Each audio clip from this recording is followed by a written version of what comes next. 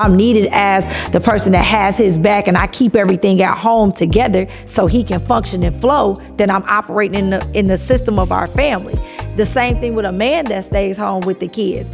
If she's the breadwinner and her career is what supplies you and catapults you guys to the next level, as long as you two are in agreement, this shouldn't be a problem. But people have a tendency to make a man feel less than a man because he's a stay-at-home dad.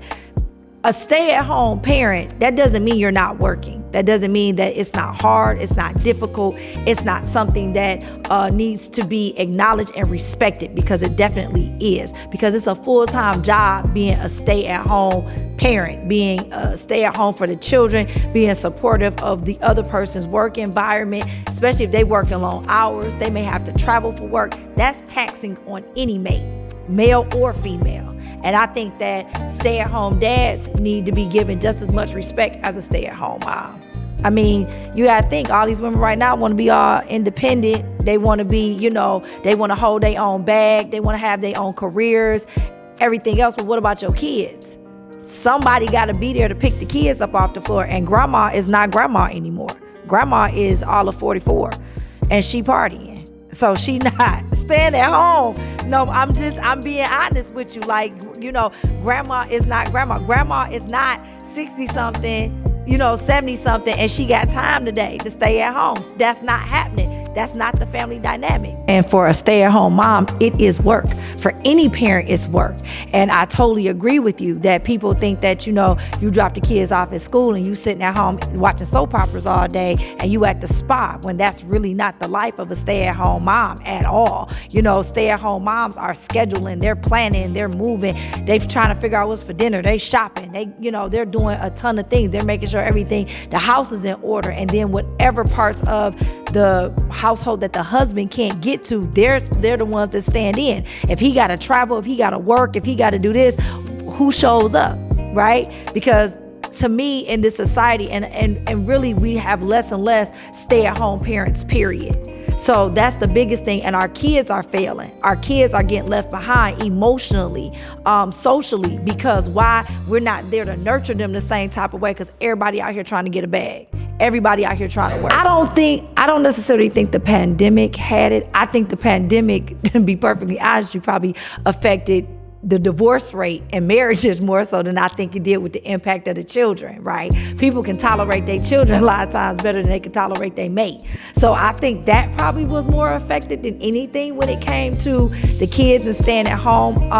I think the pandemic opened up a lot of different opportunities for people to find things that they can do at home that make money, so they can kind of balance both, right? They can still kind of be at home, but they can still kind of have some type of financial career. I think because it forced people to sit down and look at different options that in your everyday hustle and bustle, you didn't get an opportunity to do. So the pandemic made us stop, slow down, and reflect. And in that reflection, that's why you have more and more entrepreneurs now than you've ever had before, because they had time to sit down and research, how do I do something productive at home? How do I make an at-home business, right? Because now I have the time to do that. Whereas when I was getting up and I'm going to work and I got to be in somebody else's office at 8 o'clock, I don't get off until 5 p.m. And then after that, I'm picking up kids, I'm doing homework, I'm at dance, track practice, basketball, I got to go to, piano lessons and everything else. I didn't have time. So when you look at your 24-hour day,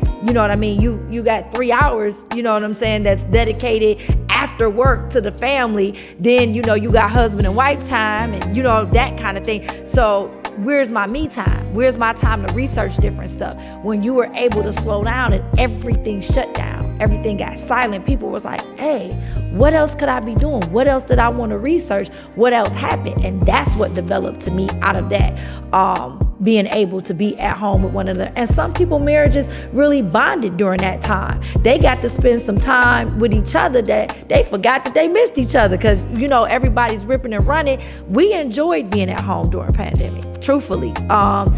And I work with my husband, so I'm always doing something with him all the time anyway. But it was nice to just have to slow down and sit and just chill and be with the girls and just reflect on everything. It was all right with us. We didn't mind staying at home so much, till our kids got, shipped off back to school and everything else, even during the pandemic. But the time that we got to spend at home with them, we liked it. So some people, I think they found value in it, being able to just slow down and spend time with their family, and to be able to look into other avenues of how to make money, how to advance the family, how to go to the next level. So I don't think they took the pandemic as, I don't want to be bothered with my kids, not ever. Now, maybe it's a small percentage of y'all who felt that way, and that's okay. Like, I'm shipping these kids off to boarding school. This was nice. I want to be an empty nester now. And that's fine. And that's fine if that's what you into. But I took a lot of time to regroup and refocus during the pandemic. And that's what I liked about that time of shutdown, because it was actually a much needed rest. If people really looked at it, I mean, it was a traumatic thing that happened. We lost a lot of loved ones. We lost a lot of people in that time, and that was very, very unfortunate. But those of us that was blessed enough to live, it was a great time of reflection. So that's the biggest thing I think I got from it. But I will say this, in just closing, that every role, every part that we do is important.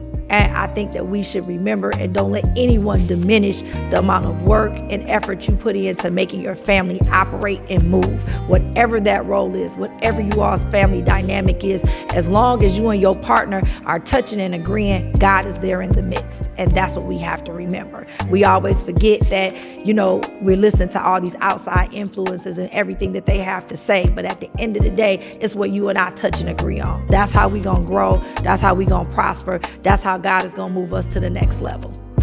That's it. Amen. Amen. All right. Y'all have a wonderful day. I'll talk to y'all later. Bye.